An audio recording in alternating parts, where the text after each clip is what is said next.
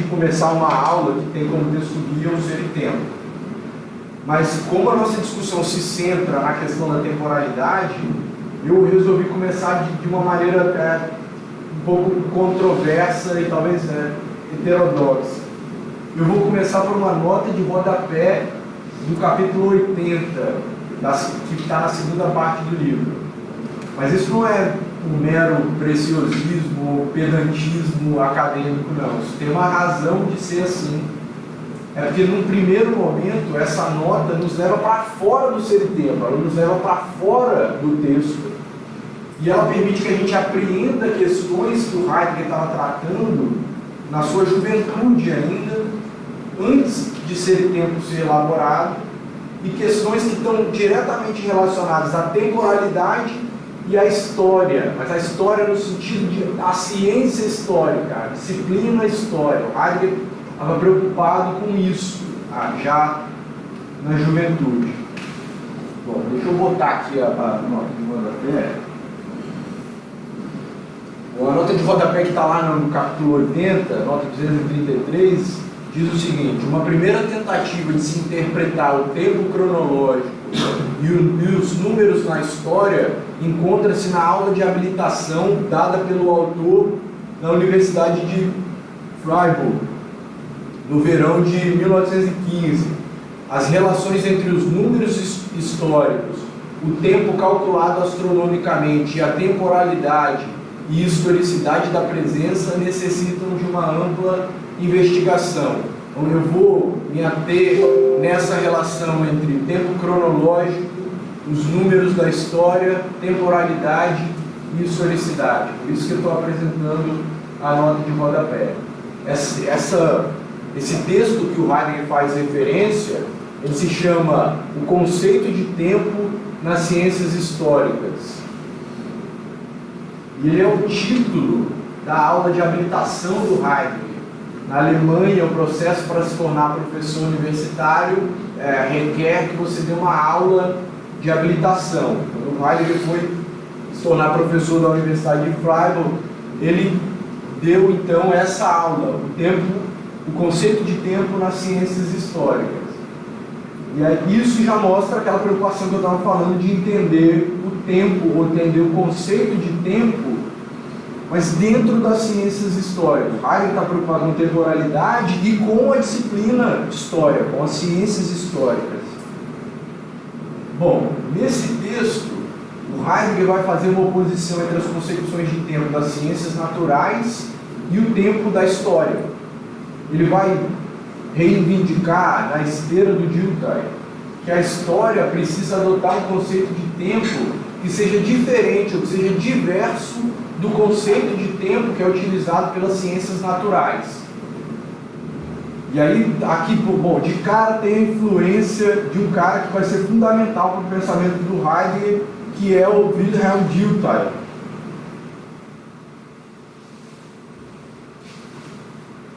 Que é esse senhorzinho simpático aqui. Bom, o Dilthey, quem que é esse sujeito que influenciou a juventude do Heidegger, que é citado no Ser e Tempo inúmeras vezes? O Dilthey é um filósofo historiador alemão do século XIX e que se tornou conhecido por defender que a ciência histórica devia criar para si uma metodologia própria e não adotar o modelo das ciências naturais. Então, o Dilthey cunha os conceitos de ciências do espírito e ciências da razão, sendo que as ciências do espírito são aquelas que têm como seu objeto de investigação o homem, aquelas que se dedicam a conhecer o comportamento humano nas suas mais diversas manifestações. O que significa dizer que, diante do mundo humano, o pesquisador deve adotar procedimentos, metodologias e conceitos que são diferentes do que o pesquisador adota quando ele está lidando com fenômenos naturais ou com fenômenos físicos, por exemplo. O que o Dilthey defende é uma abordagem compreensiva, é uma compreensão pelo interior. Essa abordagem ela diverge da abordagem tradicional das ciências naturais, Porque o modelo epistemológico científico das ciências naturais, você tem sempre um sujeito que observa o mundo que é composto por objetos que são exteriores a ele. Não é um sujeito, é o Descartes. O sujeito observa objetos que estão no mundo. Só que o problema do Dilthey é o seguinte: o homem, ele não só é só sujeito do conhecimento, mas ele é em si o próprio objeto do conhecimento.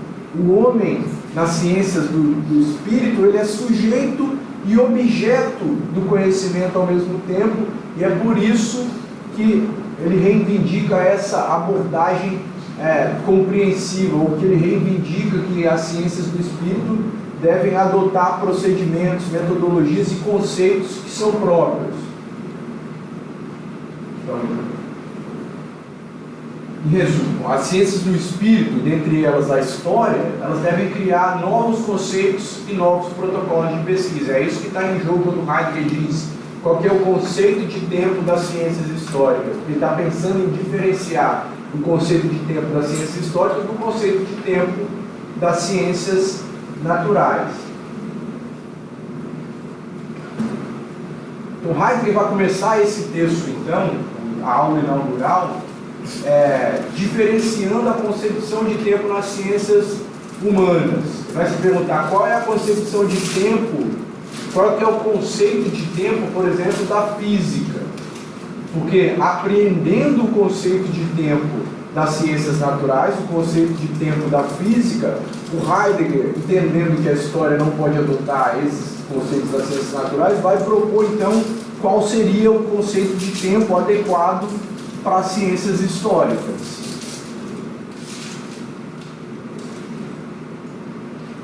Tudo bem até aí?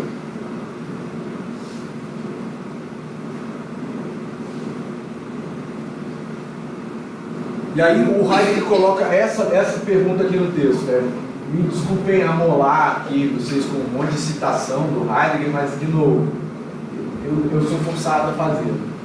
Aí a pergunta que o Heidegger coloca lá: dentro da física, qual estrutura deve o conceito de tempo ter para funcionar como um conceito de tempo correspondente aos objetivos da física?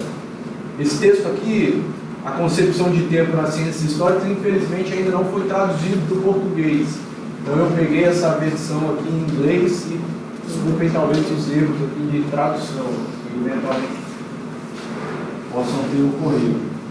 Então, vamos por parte, vamos quebrar isso aqui. Entender o que o Heidegger está se questionando é perguntar primeiro quais são os objetivos da física, quais são os objetivos dessa disciplina, dessa ciência, da física, para que daí você extraia o conceito de tempo que ela opera. E o Heidegger vai dizer que os objetivos da física, ou que um dos objetivos da física, ou talvez o principal objetivo da física, seja traduzir a realidade em dados quantificáveis que podem ser expressos em diferentes experimentos e medições. Então, o físico, quem estuda física, ele vai lá e observa um fenômeno, e o objetivo da física é traduzir esses fenômenos em dados, podem ser quantificados e que podem ser generalizados depois em leis gerais que expliquem todos os outros fenômenos que ele observa. A física não tem lá um objetivo de explicar as causas intrínsecas ou as razões metafísicas para a ocorrência de um fenômeno. Ela está preocupada em quantificar os eventos e traduzir os resultados nessas leis gerais que servem para explicar outros fenômenos do mesmo tipo, outros fenômenos parecidos. Então, essa física é a física que nasce com a modernidade, a física que nasce com Galileu, com Newton. E ela foi a que mais levou, que mais desenvolveu o método científico. A gente pensa em método científico, a gente está colado nesse modelo que é o modelo da física. E esse método científico baseado nas ciências naturais, baseado na física, ele alcançou predomínio tal na história do pensamento depois dos últimos séculos, que ele acabou se expandindo para as outras ciências. No momento depois do iluminismo, que as outras ciências estão preocupadas em pensar, em adotar ou se tornar ciência, é ser esse tipo de ciência, que produz essas leis universais. De novo, para resumir a finalidade da física, a finalidade da física é reduzir todos os fenômenos do mundo físico a um conceito de unidade, sabe? As leis fundamentais que podem ser expressas matematicamente, quantificáveis. Então, esse é o objetivo da física. Então, com vista nesse objetivo, qual que é o conceito de tempo que a física articula para chegar nesse objetivo final? O que a física vai fazer com o tempo desse procedimento da física resulta que o tempo na física ele pode ser medido. O tempo na física ele pode ser quantificado. E quando isso ocorre, quando você mede o tempo, ele se torna uma quantidade, um dado, um número. A indicação de uma quantidade, ela reúne em unidades que são iguais em si mesmo, e uma espécie de régua, todos os intervalos de tempo nela transcorridos. Bom, a física então ela cria uma régua para medir o tempo. O tempo se torna quantificável, o que significa que cada ponto nessa régua é igual aos pontos seguintes. Por exemplo, se eu estou preocupado lá em medir um fenômeno e eu observo que o fenômeno demora 10 segundos para acontecer, significa que essa divisão que eu fiz na régua, todos os 10 segundos são iguais a si mesmo. E eu sempre posso adicionar a mesma unidade nessa régua. Eu posso continuar adicionando segundos ou minutos, que são sempre iguais a si mesmo. É quantificável e homogêneo o tempo na física. Porque ele é um dado, ele virou um número e ele é sempre igual a si mesmo. Dependendo da escala que você adota, uma hora é sempre igual a uma hora. Um minuto é sempre igual a um minuto, um segundo, dependendo da escala. A física arrumou um jeito de tornar o tempo homogêneo. A gente, com essa metodologia da física, a gente pode medir e comparar a passagem do tempo de diversas maneiras. Só que o que acontece desse procedimento? Isso acaba por destruir o tempo verdadeiro. Já que o tempo é essa passagem, esse fluxo, quando eu quantifico, quando eu torno homogêneo, quando eu recorto em pedaços, o tempo é detido, é congelável, se torna um dado controlável. Virou uma escala, um parâmetro homogêneo e quantificável. Esse é o tempo da física. E aí, dirão lá, não, mas no Albert Einstein o tempo é relativo. Não, ainda na teoria da relatividade geral do Einstein, por mais que ele diga lá, o tempo é relativo, na verdade, o que ele fez foi complexificar a régua que ele está usando. Mas ainda o tempo pode ser medido e quantificado e ele é igual a si mesmo. Só que a régua do Einstein leva em considerações o espaço. O tempo virou a quarta dimensão do espaço.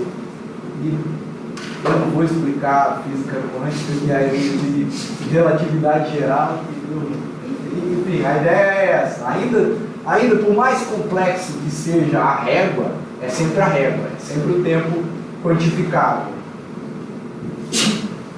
E o Heidegger argumenta que então do Galileu até o Einstein, a concepção de tempo na física não mudou.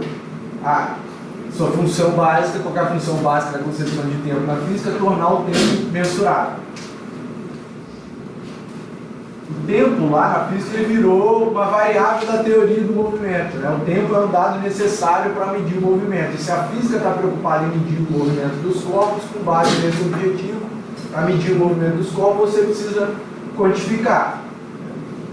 A física permanece voltada para esse objetivo final, operando esse conceito de tempo, que a gente pode chamar de tempo cronológico. É isso que o Heidegger diz, a gente chama de tempo cronológico. Esse é o tempo do relógio, tempo quantificável.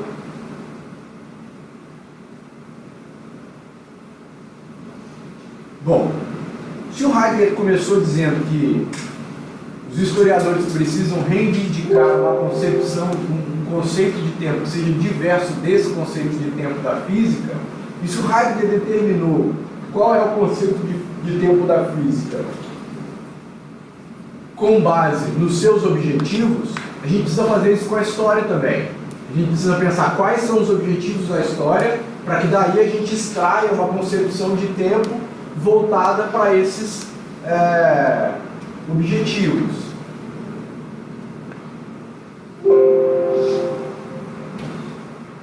Então, deixa eu colocar só mais uma citação do Heidegger aqui.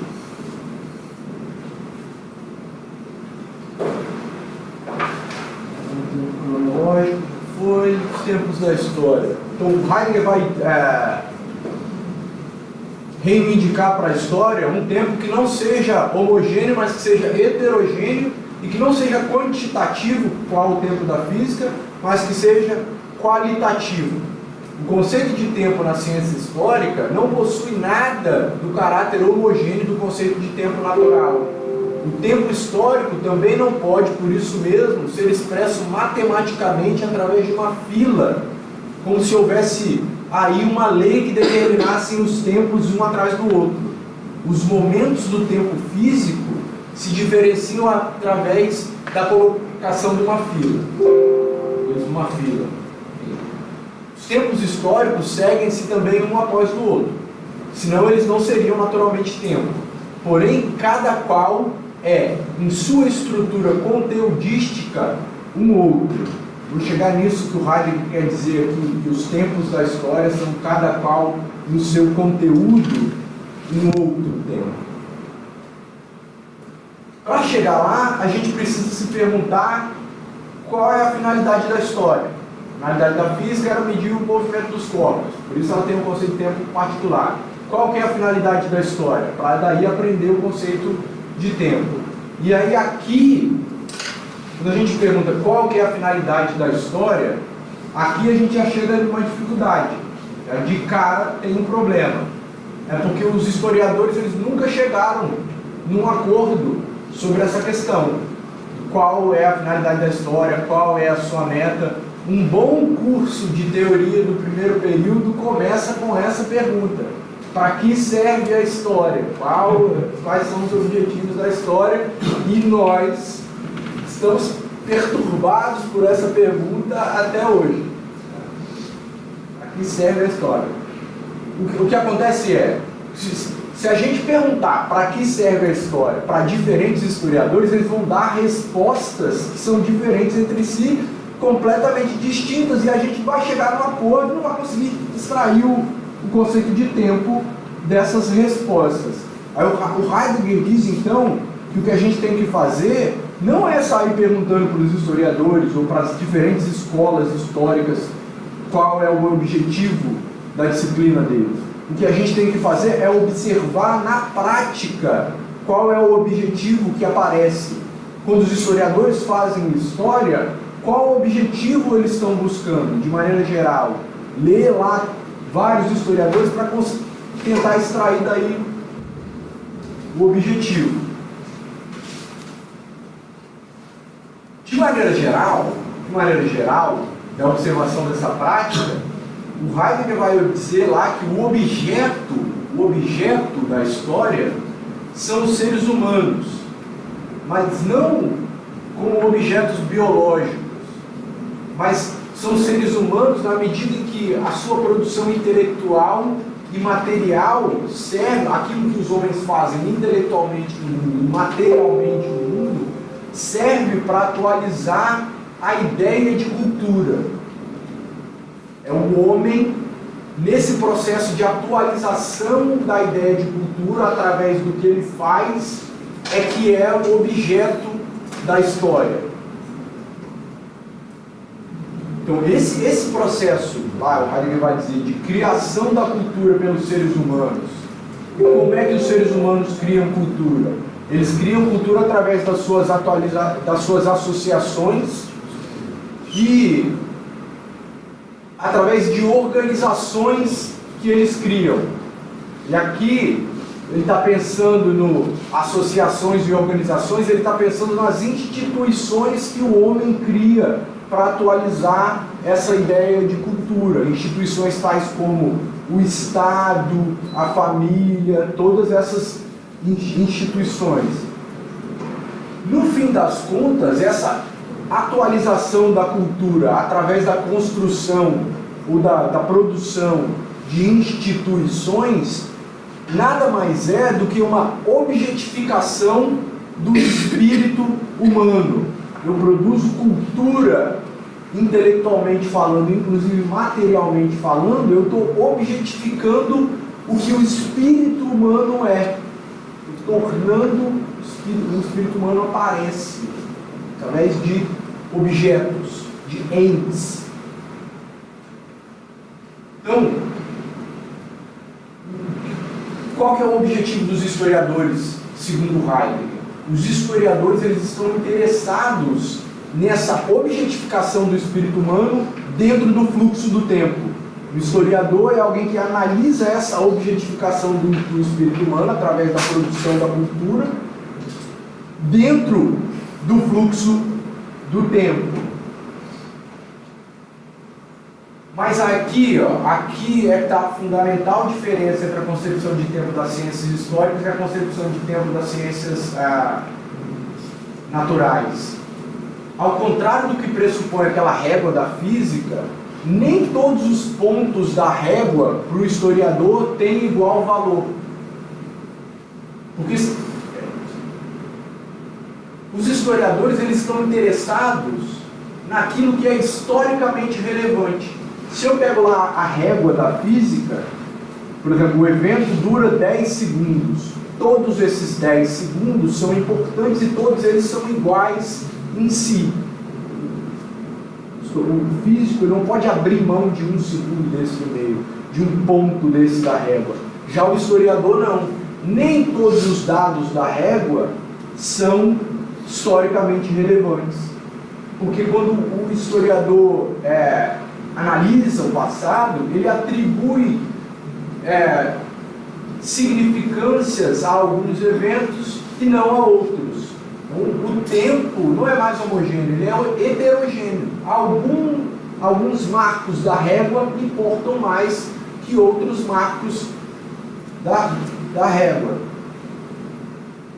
Tudo bem até aqui? Aqui que está o problema. Como é que os historiadores distinguem o que é relevante e o que não é relevante? Saber o que é relevante e o que não é relevante para recortar a régua, para selecionar os momentos.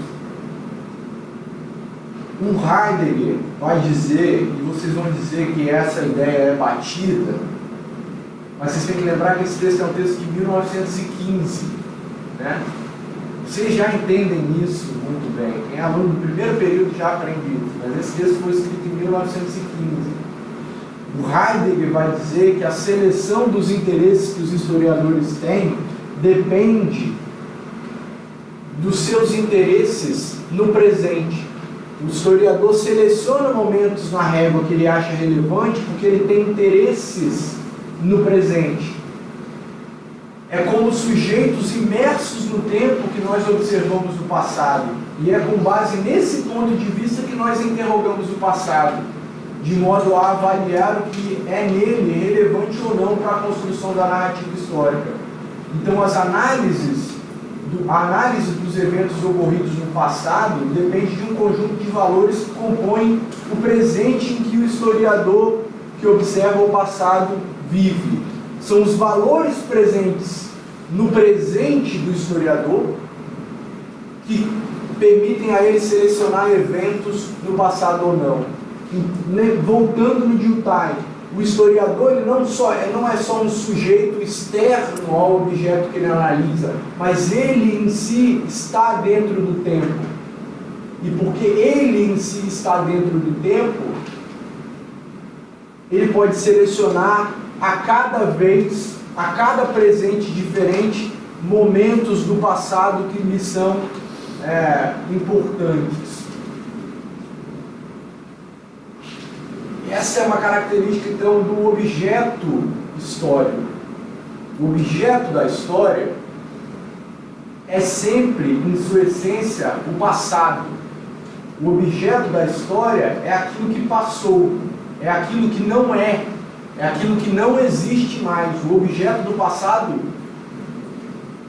é o não ser, não é. Aqui fica até difícil de dizer é, não ser. Eu vou tropeçar várias vezes nessa dificuldade. E aí, como é que o historiador consegue alcançar um objeto? Tem um lapso temporal entre o historiador no presente e o passado que passou. Como é que o historiador alcança o objeto que está no passado? É essa noção de temporalidade que permite ao historiador alcançar o objeto que está no passado. Porque o objeto de pesquisa do historiador, ou os eventos ocorridos no passado, eles não podem ser presentificados. O que esses eventos, eles sobrevivem não no que eles eram, mas no que eles significaram, no seu sentido. Então, nós temos nos eventos o que esses eventos significaram, o sentido desses eventos. E aqui está a coisa. O historiador, no presente, está atribuindo sentido ao passado. Mas como o historiador está dentro do tempo, como ele é um sujeito temporal, como ele possui uma temporalidade, o historiador anda no tempo e o presente dele muda os valores ao entorno dele, ele muda seus valores. O passado que se cristalizou na forma de significados e sentidos é sempre avaliado por esse presente. Quando o historiador anda, os valores do historiador se alteram, ele ressignifica o passado. O historiador sempre ressignifica o passado, porque tanto ele quanto o passado estão no tempo, são temporais. De novo, vocês vão me dizer, mas essa ideia é batida, Rosa. Lá no primeiro período a gente aprendeu que toda a história é uma história do tempo presente. A história é sempre escrita a partir de um presente. É do presente que nós atribuímos sentido ao passado. O Heidegger está em 1915. Eu trouxe isso aqui, é só a primeira parte para pensar a temporalidade. Por que a história precisa de um conceito de tempo diferente? Porque nós próprios nós somos temporais, nós estamos dentro da régua que nós usamos para medir o tempo. E ao andar na régua, os valores que nós usamos para avaliar o passado se alteram. Tudo bem até aqui? Já tem 40 minutos, já acho que eu vou passar por tempo.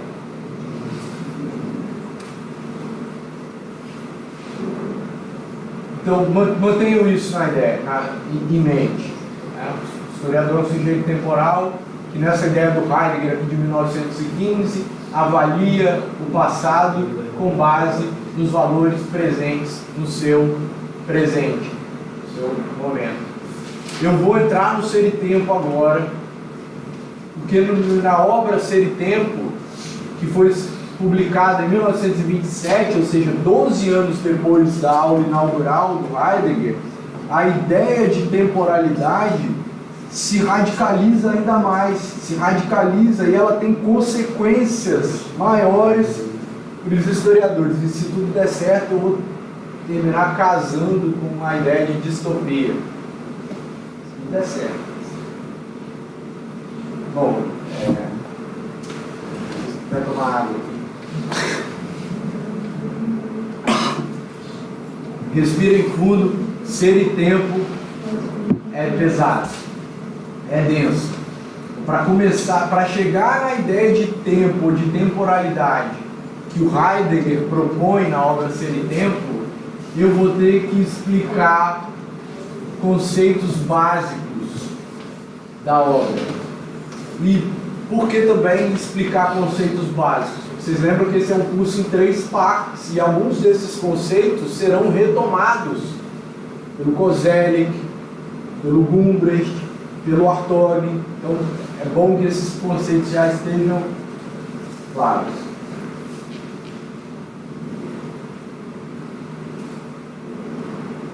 Bom, Ser e Tempo, a primeira edição, e essa é uma edição da Vozes, que saiu no ano passado, se não me engano, uma edição bilíngue. Bom, o Ser e Tempo é uma obra que foi publicada, é uma obra que foi escrita para responder a uma única questão. É uma única questão que guia a obra Ser e Tempo. A questão é: o que é ser? Essa questão, o que é ser, ela é uma questão que está na história da filosofia desde os gregos. Os gregos estavam preocupados em encontrar aquilo que eles chamavam de arqué, que é o princípio original, o princípio fundamental de o que todas as coisas são em sua essência. Qual é o princípio de tudo? A arqué. E o Parmênides, ele vai, vários autores, o Tales de Mileto, por exemplo, dirá que o princípio universal é a água. Enfim.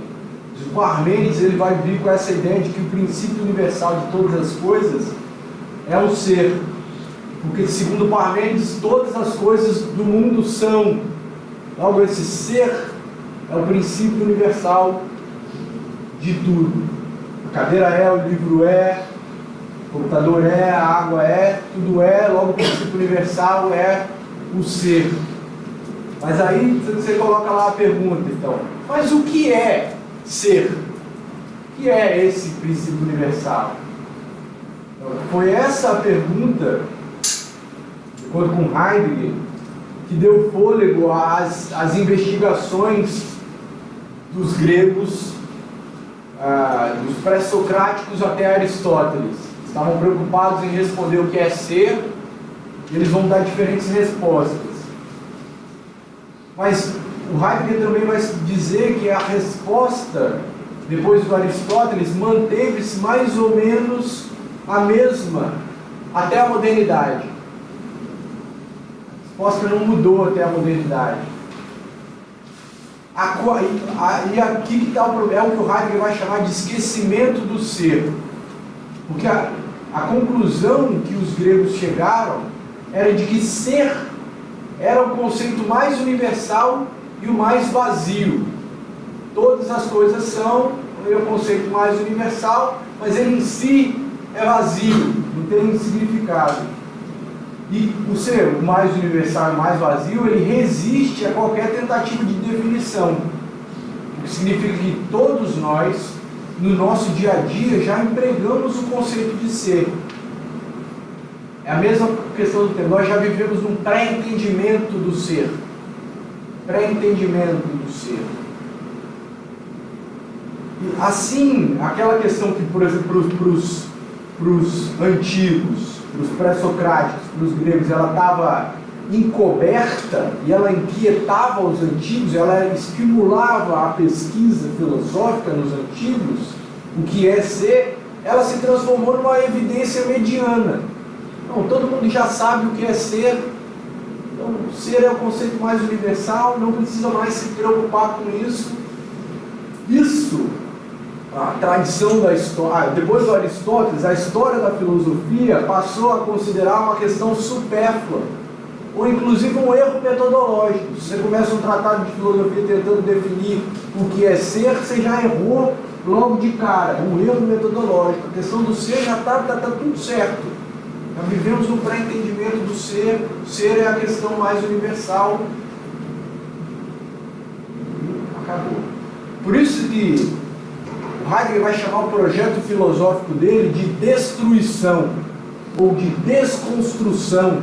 uma desconstrução da história da filosofia ocidental, porque a história da filosofia ocidental insistiu num erro que levou ao esquecimento da questão do ser. E se o Heidegger quer recolocar a questão do ser, a tradição filosófica ocidental não ajuda mais. Então, desconstrução ou destruição da história da metafísica ocidental, da tradição do pensamento. O meu amigo Tiagão vai dizer que o Heidegger é a bomba atômica da história da filosofia ocidental. É um bom conceito também, bomba atômica. Bom, para entender melhor o que o Heidegger quer dizer, nós precisamos introduzir uma outra noção aqui, que é a noção de diferença ontológica. Eu sei, desculpa, eu estou dando um monte de conceitos, esses conceitos aqui são chaves mesmo. Mas não dá para escapar sem isso aqui. Então, de acordo com essa noção de diferença ontológica, grosso modo, e eu estou simplificando Heidegger também, estou traduzindo Heidegger do português para o português, e aí necessariamente eu acabo simplificando ele. Existem duas acepções do termo ser. Nós empregamos o termo ser no nosso dia a dia em duas acepções. Há o verbo ser, empregado no sentido de existir, ser cadeira, ser livro, ser caneta. Existe uma cadeira, existe um livro, existe uma caneta. E ao substantivo ser, um ser humano, um ser vivo, um ser divino. O Heidegger, ele vai usar as palavras ente e ser para distinguir entre esses dois usos. Todo ente está presente, existe. Ente é tudo aquilo que é. Caneta é, logo a caneta é um ente. Eu sou, logo eu sou um ente. Ente é tudo aquilo que é. Mas todo ente, ele tem um ser. O ser da cadeira, o ser do homem, o ser do livro e assim por diante.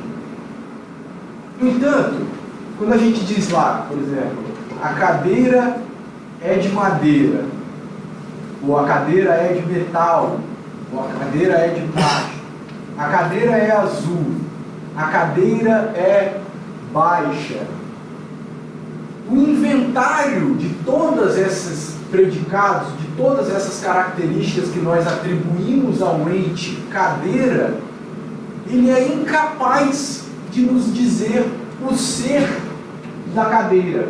A gente pode ficar inventariando aqui inúmeras características de cadeira, mas a gente nunca vai chegar no ser cadeira, do que é a cadeira